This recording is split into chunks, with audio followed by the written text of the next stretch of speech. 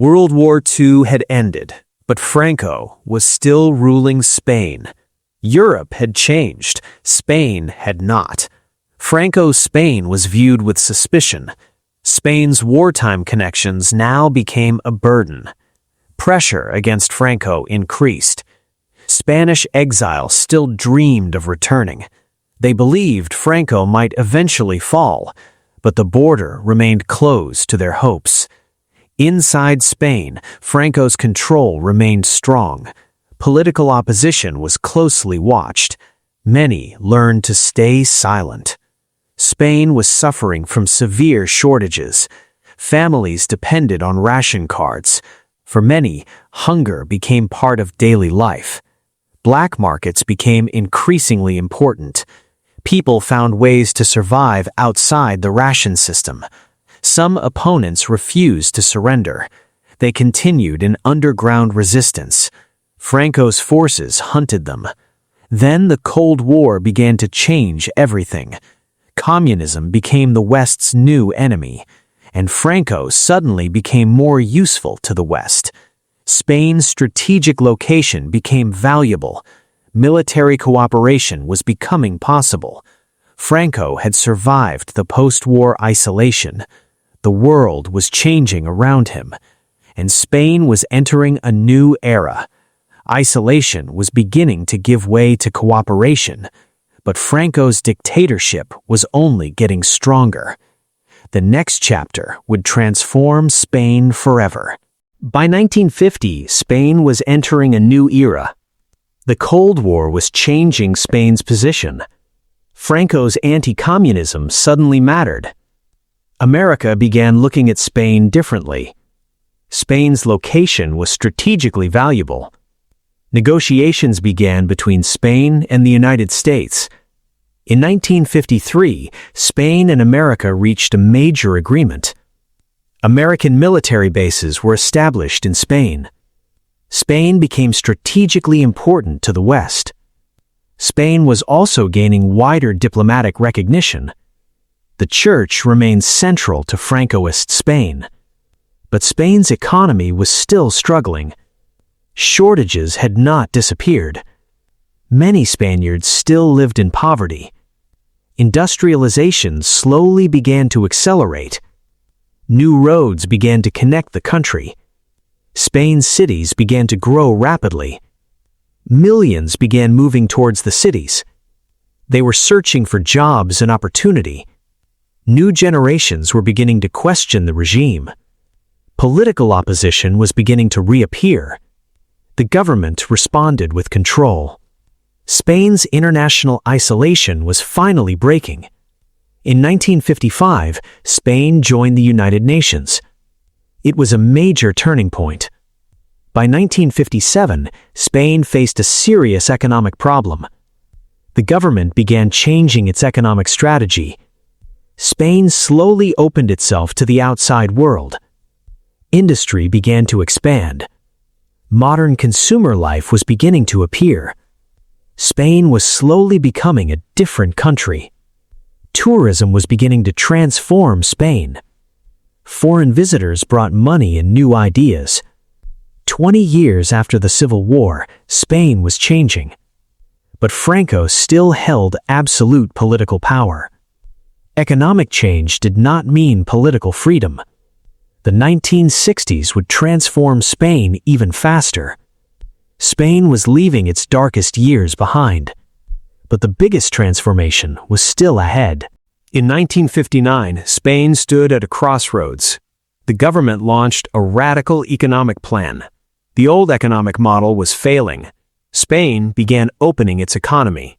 Foreign investment began flowing in. New factories appeared across the country. Industrial growth began to grow at remarkable speed. Cars became symbols of the new Spain. For many families, a car meant freedom.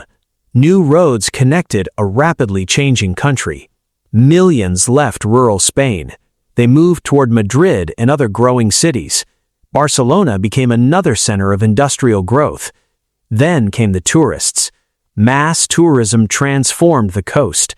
Hotels rose along the beaches. Tourists brought valuable foreign currency. Spain also sent workers abroad. They found jobs across Western Europe, and they sent money back home. Living standards began to rise. Television brought a new world into Spanish homes.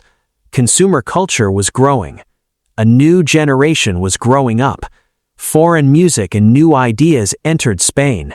Spanish society was becoming more open. Even within the church, attitudes were changing. Some Catholics began demanding social change. Political opposition was growing again. The regime still responded with force. Spain's economy was now expanding rapidly. The cities looked completely different. For millions, life was becoming more comfortable. But prosperity was not equal.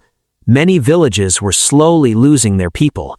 By 1969, Spain was almost unrecognizable. But Franco was getting older, and Spain's future became the big question.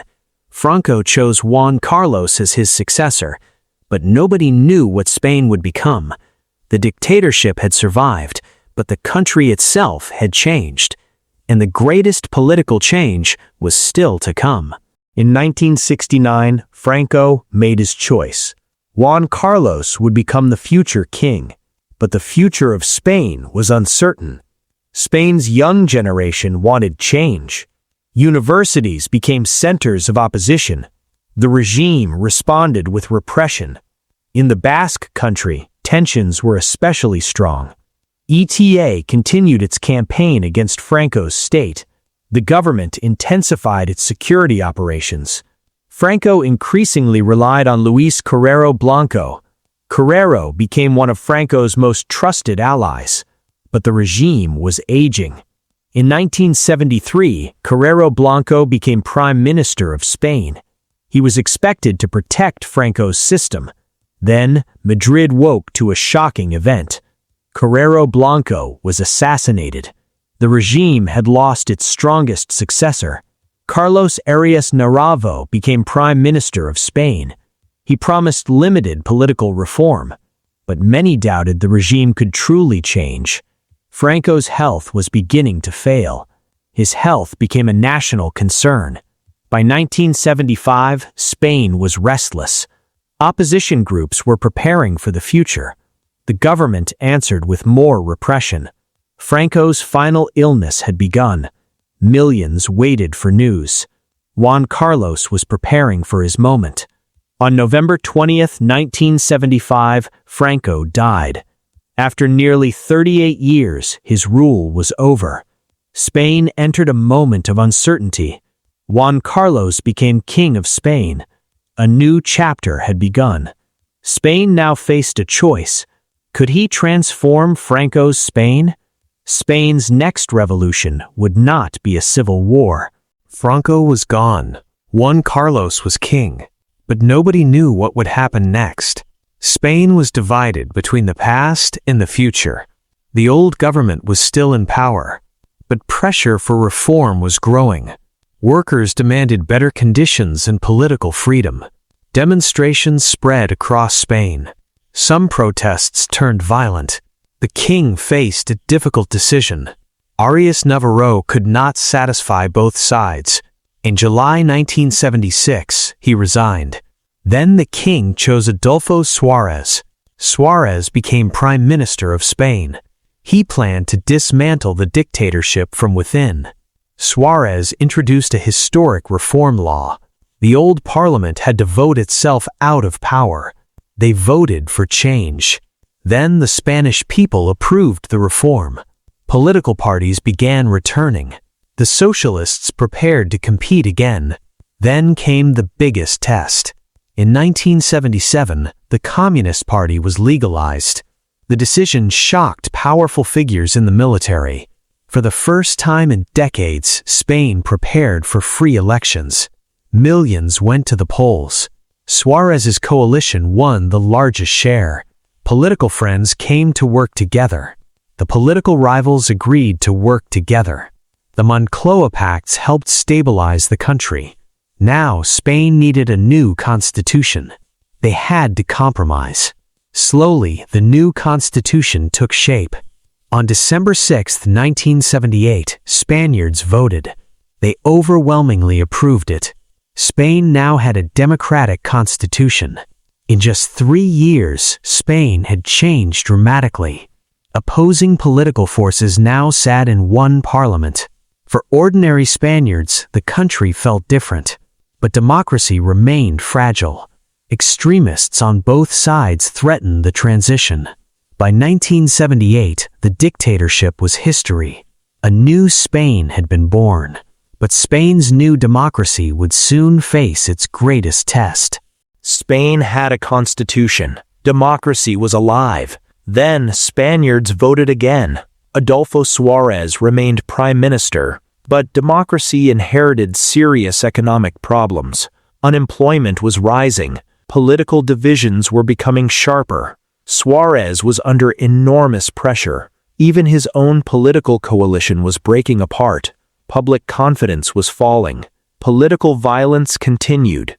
Fear remained part of daily life. Some military officers were deeply unhappy with democracy. Then Suarez made a shocking announcement. He resigned. Spain suddenly looked politically vulnerable. Leopoldo Calvo Sotelo was chosen to replace him. On February 23rd, Parliament gathered to vote. Then the doors opened. Armed officers stormed the chamber. Antonio Tejero demanded control of Parliament. Democracy was suddenly held hostage. Television cameras captured the crisis. Millions of Spaniards waited in fear. The king now faced his greatest test. He contacted military commanders across Spain. Would the army support the coup? Then Juan Carlos appeared on television. He defended the constitutional order. Across Spain, people listened. The coup began to collapse. Tejero's control was ending. Democracy had survived. Spain woke up to a new reality. Millions defended democracy in the streets. For once, Spain seemed united around democracy. The parliament still stood, and so did the constitution. Spain continued its democratic transition. Spain was now looking towards Europe. One night had almost destroyed Spain's young democracy, but democracy survived, and Spain would never be the same again. Spain went to the polls again, and a new political era began. The socialists won by a huge margin. Felipe Gonzalez became Prime Minister of Spain. Spain was becoming younger and more modern, but unemployment remained high. Old industries had to change. Massive modernization was beginning. But one issue divided Spain. Many Spaniards opposed NATO membership. In 1986, Spain held a referendum. The country voted to remain in NATO. Then, Spain took a giant step toward Europe. On January 1st, 1986, Spain entered the European Community. Spain was no longer standing at Europe's edge. Foreign investment began to grow. New roads connected the country. Spanish cities began to look completely different. A new generation discovered freedom. Music and nightlife exploded. Art and cinema became symbols of the new Spain. Then came 1992. Barcelona hosted the world. Spain showed the world a new face. And Seville hosted another global event. Expo 92 brought the world to Spain. Spain had transformed itself. But the transformation had a price. Unemployment remained a serious problem. Spain was now deeply connected to Europe. A new generation had grown up in democracy. In less than 2 decades, Spain had traveled an extraordinary distance. From dictatorship to democracy, from isolation to Europe. Spain had entered the modern world. By 1993, Spain's economic boom was slowing. Unemployment became one of Spain's biggest problems. Political pressure was growing too. Then corruption scandals damaged public trust. Gonzalez's government came under intense pressure. Spain was ready for a change. In 1996, Spaniards voted again. José María Aznar offered a new direction. The center-right Popular Party won. Aznar became Spain's new prime minister. His government focused heavily on economic reform. State-owned industries were increasingly privatized. Spain was preparing for a new European currency. In 1999, the euro era began. In 2002, Spaniards began using euro notes and coins. Construction exploded across Spain. Millions dreamed of owning homes. Spain looked wealthier than ever.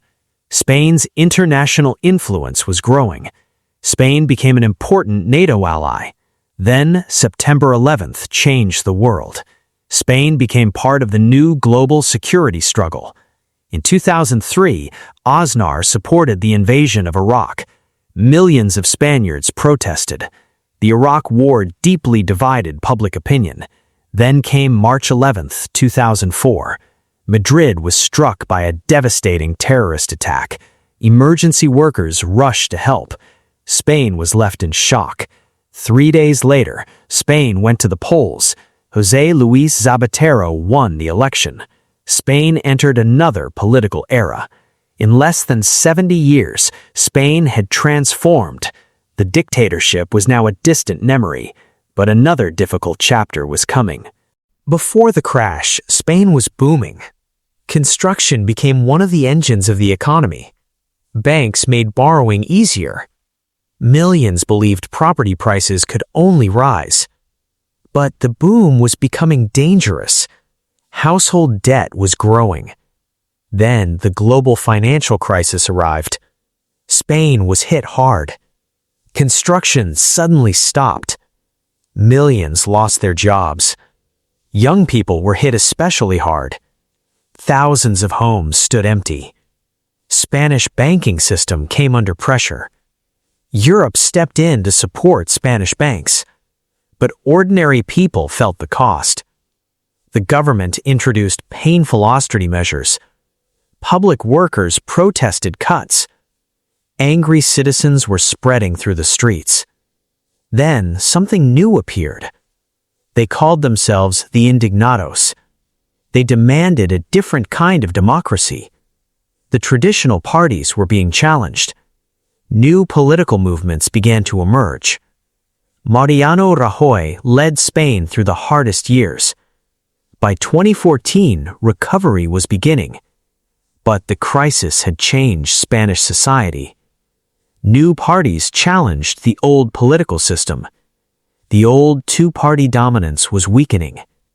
For many young Spaniards, the crisis changed their lives.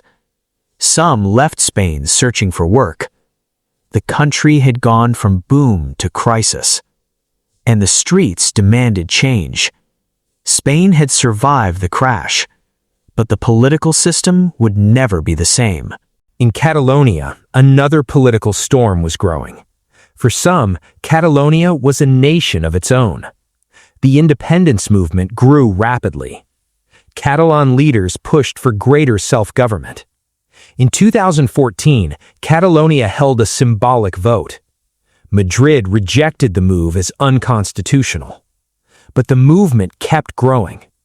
The independence parties gained control of the regional government. Carles Puigdemont became the new Catalan leader. They planned a referendum. Madrid declared the referendum illegal. The constitution became central to the conflict. The political confrontation intensified. Supporters prepared polling stations across Catalonia. On October 1st, people arrived to vote. Spanish security forces were ordered to stop the vote. The day descended into chaos. Images of the clashes spread around the world. Catalan authorities announced a victory for independence. Madrid rejected the result. Then came the decisive moment. Catalan's parliament declared independence. Madrid responded immediately. Spain invoked Article 155. The Catalan government was removed. Puigdemont left Spain. Several independence leaders were arrested. The crisis moved from the streets into the courts. In 2019, several leaders received prison sentences. Barcelona erupted in protest. Demonstrations disrupted major parts of the city. For several nights, Barcelona became a battlefield of politics. The conflict divided families and communities. Two identities stood side by side. Madrid faced a difficult question. Could Spain find a political solution? The crisis reshaped Spanish politics. Spain's political map became more fragmented. The question of Catalonia remained unresolved, but Spain remained one country. And then another crisis arrived.